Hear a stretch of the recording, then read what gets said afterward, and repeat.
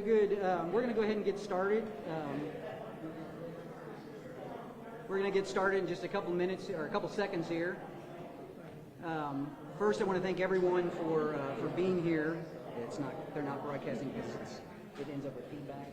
Yeah. If everybody can kind of gather around, thank you. So I'll talk as loud as I can. So thank you all for being here. I'm actually just here. I'm the city manager, Bob Collin. I'm actually here just to sort of set the game plan here for the conference. So in a few moments, you're going to hear from a number of speakers, and we're going to run straight through those opportunities and those comments that they have to make. We have actually a hard stop at 5:30 because the Gun Violence Prevention Commission actually meets at 5:30. So as soon as we're done, as soon as everybody is done with their comments, then we will break with whatever time is left, and they'll be available for individual questions or interviews after their comments. And the chief is able to stay around, as well as a few others that are not affiliated with the Gun Violence Prevention Commission. They'll be able to stay around until 5:45. So that'll be the kind of hard stop associated with those interviews with it as well. So at this time, I'm going to ask the mayor to kick us off.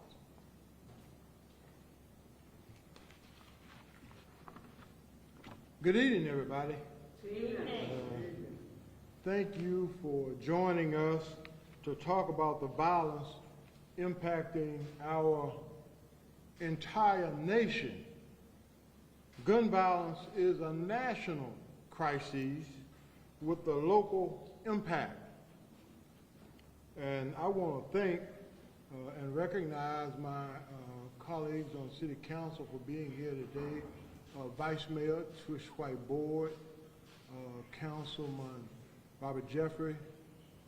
Of course, you heard from Councilman Cobb, and I think that's it. And, Councilwoman Vivian Sanchez Jones.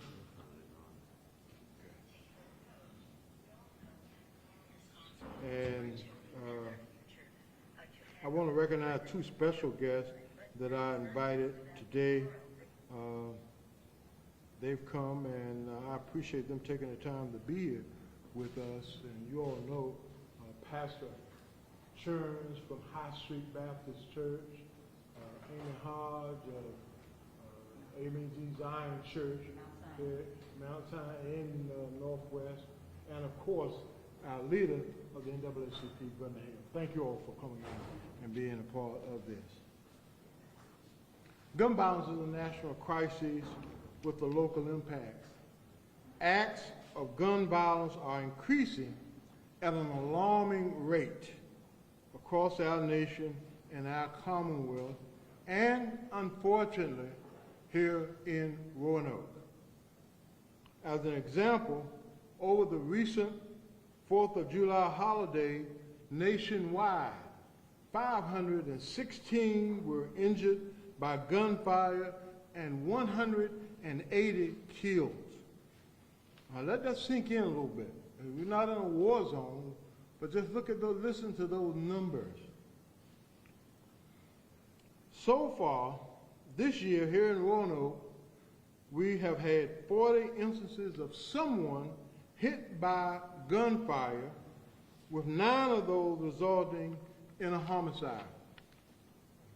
This is really unacceptable and is not appropriate anywhere in our nation, and certainly not here in Roanoke. People should feel safe in their homes and neighborhoods, no matter where they live. No matter what a zip code is, they should feel safe. And this is not a law enforcement failure. Let me emphasize that. This is not a law enforcement failure. This is a societal issue, and it has a critical role, and law enforcement really has a critical role to play, but no more so than the rest of us. Whether we are elected or appointed, a family member, or a neighbor, we all have a role to play. And that's why we want to invite so many people here to understand that. We've been responding to these acts of violence in the best way possible. Our approach is consistent with best practices used elsewhere. These efforts are yielding results, but sadly not yet the results we seek, mostly an end to this senseless gun violence in our communities. There are 3 items of particular note I want to highlight. One is our response to gun violence is comprehensive, coordinated, and collaborative. 2, we have successes and we continue to face challenges. 3, we will begin, and I want you to hear this, we will begin offering rewards for information leading to the arrest and conviction of those carrying out these acts of violence. And I'm so pleased to see that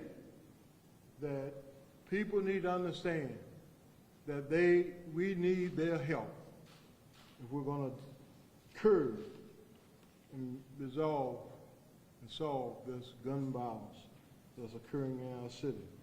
The city's response is comprehensive, focusing on prevention, intervention, and the pursuit of justice. And I'm proud to have our Commonwealth Attorney here, Mr. Don Caldwell, and others who we worked with over the years to be a part of this press conference, because it's going to take all of us working together to do what we can to make a difference. The city's response is coordinated, involving law enforcement, the U.S. Attorney's Office, and many others. Alongside me are Zachary Lee with the U.S. Attorney's Office. Mr. Lee? Okay, good to see you. And our Commonwealth Attorney, which I mentioned, Don Caldwell. Thank you both for your involvement and commitment to pursuing justice. We really think that that's going to make a difference. The city's response is collaborative, partnering with community members, the faith community, which the members, they're here, and the local chapter of the NAACP, who's always been with us and always takes a stand. It's great to have you here and continue to do that. Thank you for your service. And many others. I could go around the room and see and talk about many others who are making an impact, who are doing something.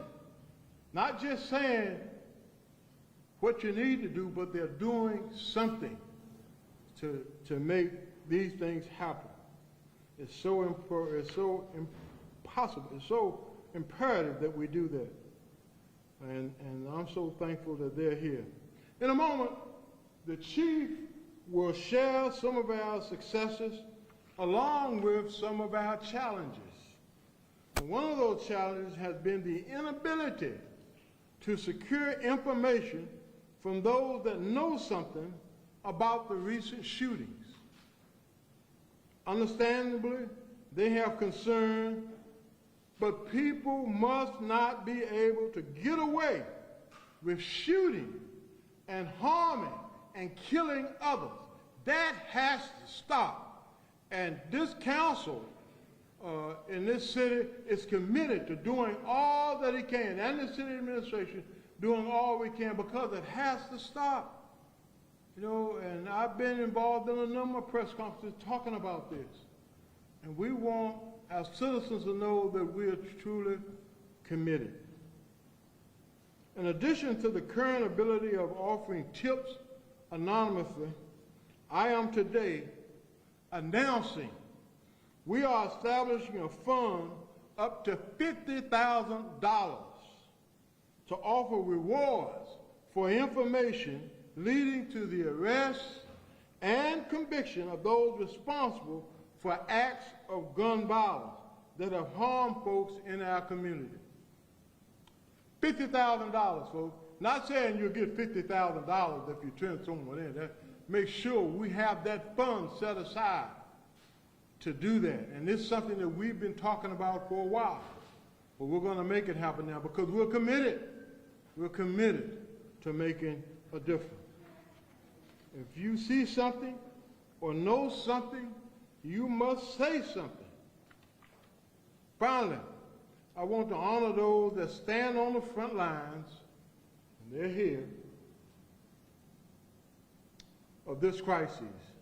These officers that go out and others, and I always want to mention to them, and I have to some, that their safety is a concern too. I want to make sure that they're safe in situations that they have to confront out in our community. And so I want to thank the men and women of our police force for their tireless work each and every day. And I appreciate that. You only need to watch the TV. You see where a couple of days ago in Chicago, officers were shot and killed. They put their lives in danger every day. But the thing I've said is when everybody is running away from the bullets, they have to go towards it. So I'm appreciative of that and thank them for their commitment and dedication every day. And now I would like to turn the podium over to our police chief, Chief Sam Roman.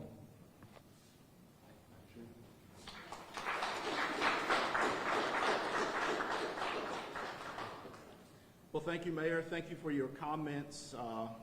The sobering statistics that you gave earlier is truly that, sobering statistics. But whenever we talk about statistics such as the ones that the mayor mentioned, which is so dramatic, I always also like to add the caveat that, especially in our community, it is a very small portion of our community that continues to inflict harm in our communities and our neighborhoods. So I always like to mention that too. And that is exactly why, as a police department, what we have done through our realignment is really configure an offender-based approach. So when I say that, what do I mean? It is not our intent to just go into a neighborhood and sort of take over a neighborhood, if you would. We are really encompassing an offender-focused approach. Who are the individuals that are responsible for continuously creating violence and harm in our community? And I am happy to say that those are the individuals in which we are bringing the full weight of the police department and our associated partnerships. I'm excited because I get to stand behind a podium with such partnerships that are standing alongside me and behind me through City Council, through our federal partners, through our state prosecutor, through our faith-based community, and more importantly, our community. Our community is what matters. So I'm very excited that we enjoy great relationships and partnerships with them. The statistics that the mayor mentioned, when you look at the statistics for our city, we must also understand that the continuous work, and Mayor, I appreciate you acknowledging the very hard work of our officers. Oftentimes we hear of shootings and incidents that occur in the city, but we don't necessarily see the work that is associated investigatively, prosecutorially, and so it is very important that we also take a moment to see some of the hard work. So just in the recent weeks, we have seized over 25 firearms from those who should not be carrying firearms, and that, I believe, is one of the most important things that we can do as a police department to ensure that firearms does not get in the hands of those who would inflict harm upon our community. A large amount of Schedule I drugs have been seized among a host of additional arrests. And that is just work that has been done in the last couple of weeks. And we will continue to do that work. Your police department has always done that work and will continue to do that work. And as a result, in some cases, with some of the challenges we have that the mayor spoke of, obviously, you know, we are somewhat short-staffed. But the thing I like about not only law enforcement, but the law enforcement here in our region, both federal, state, and our municipality, is that even in the midst of manpower challenges, we always rise to the occasion to get the job done. And our number one job is to keep our community safe. So I certainly, too, would like to join the mayor in acknowledging the hard work of law enforcement that has already occurred. With specific emphasis on our offender-based approach, how we look for those individuals who are continuously creating harm in our community and go after these people to ensure that we remove them from our society. Now, I say that with the caveat of the police department is always involved in the posture of rehabilitation, but at the same time, some individuals just refuse to be productive members of society and continue to create harm. It is those individuals that we would like to intervene and make sure that those individuals do not have an opportunity to create violence and harm in our community. Lastly, I will say that RPD, along with all our partners, will continue to do all that we possibly can to keep our community safe. And we understand that that is best accomplished through partnerships. We realize and recognize that we cannot achieve the goals that we have set for the police department alone. We rely heavily on our partnerships. So we are grateful for our partnerships with our federal partners, with our state prosecutor, our Commonwealth attorney, obviously, with our United States attorney on the federal side, and we will use every avenue available to us to ensure that we're doing everything that we possibly can to keep our community safe. So thank you for the time that you've allowed me to speak with you, and I look forward to speaking to some of you individually.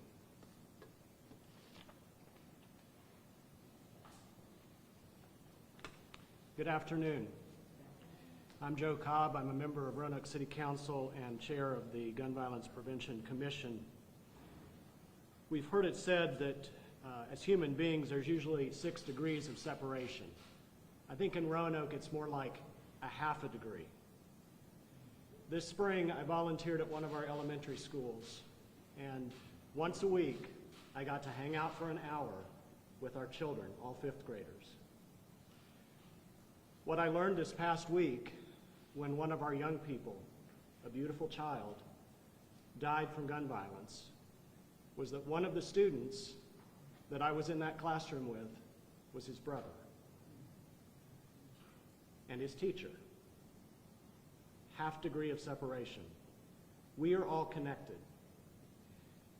We talk about these numbers, we talk about data, but each one of these numbers, each piece of this data is a person. Regardless of their age, they're connected. They have a family, they have neighbors, they have classmates, they have teachers, they have pastors. We're all connected. So when one of these incidents happens, it affects all of us, whether we realize it or not. The work of the Gun Violence Prevention Commission has been focused since our beginning on the root causes, the very things that so many people struggle with day in and day out that may lead to a path of violence. We believe that by addressing those root causes, by addressing insecurity of food access, healthcare access, educational pathways, recreation and artistic opportunities, workforce opportunities, there is clearly a plethora of resources in our community, and yet not all of those resources are getting to the people who need them. So part of our work is connecting the dots and making sure that our children, our youth, and their families have access to these very things that we are rich in as a community. So when we do our work, which is based on prevention and intervention and also response to incidents of gun violence, all of it is focused on how we can move our families from surviving every day to thriving. Some of the ways we're doing that are through our prevention and intervention programs, by focusing on how to make our neighborhoods safer, by piloting educational curriculums that start in elementary school and teach kids about empathy, about kindness, about courage, about building each other up rather than tearing each other down, about finding ways to honor themselves at an early age, Because the earlier we honor ourselves, the greater the possibility for that honor to carry forward, not only in terms of how we relate to ourselves, but how we relate to our families, our friends, and our peers, and even our elders. We're working on how to address gang activity, recognizing that not all of our youth refer to gangs as gangs. For them, it's repping their hoods. It's standing up for the people they hang out with, that they grow up with, that they go to school with. It's important for us to know those distinctions. This summer, we were awarded a $25,000 grant from the Department of Criminal Justice Services to conduct a youth and gang violence community assessment. The steps to make that happen are underway. We'll be working on that through the end of December, and our number one goal is to reach as many youth, children, and families in our city as we possibly can. Because we think we're on track with the root causes, but as we hear directly from the lived experience of those experiencing these root causes, we want to be able to confirm those, because this isn't just a violence epidemic, this is a public health epidemic. And the more we can address the health factors, the greater we can help make people more healthy and feel more safe in the community. So that's happening. In addition to that, we received a $500,000 grant from the state for gun violence intervention programs. 2/3 of that is going toward 3 new personnel, a youth and gang violence prevention coordinator and 2 youth and gang violence prevention street outreach employees. The 3 of these folks will work together with us and with our gun violence prevention framework to help us do this work and get more invested in the community. Those employment opportunities are live on the city's website. The closing date for applications is August 17th. So please make note of those. If you know of people in our community who would be a good match for those who know our community, who have trusted relationships with our youth, who can go right in and get started, those are the folks we need in these positions. Finally, we awarded 17 mini grants earlier this summer to 17 different organizations that work directly with children, youth, and their families. And each of those organizations have been hard at work this summer. That work continues, and we're really so pleased with how our community-based organizations that work with youth and families have stepped up, are doing the work in addition to the other work that they already do to make a difference in our community. Remember this, while we meet and meet and meet, it's important that we meet because that's how we stay connected and how we communicate.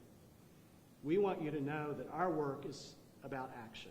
It's about being in the community. It's about supporting these organizations that are doing the work and making sure that if people don't have access to resources, that they will. So thank you all for your commitment. As leaders, we have several of our gun violence prevention commissioners here. If you all would raise your hands, and you're going to hear from one in a minute. So thank you, and I'll turn it over now to Tasha. Thank you. Good evening, everyone. My name is Tasha Steele. I am Vice Chair of the Gun Violence Commission, and I have been an educator in our community, and sadly, some of the youngest victims of gun violence have been relatives of mine. I'm here to encourage everyone. School is about to get started. Many of the violence that we've seen in terms of gun violence has impacted our youth. And so I just want to encourage adults, please lock your guns up, put your guns away. Some of these have been accidental, and some of them have been intentional acts of violence. But please lock the guns up, put the guns down. Our children deserve better. Young people, parents, I encourage you, if there's a situation where we need conflict resolution, please, please, please seek out your school counselor in your school. They can help with conflict resolution. And if you need additional resources, they can assist you from there. Thank you all for your commitment to reducing gun violence in the Roanoke Valley.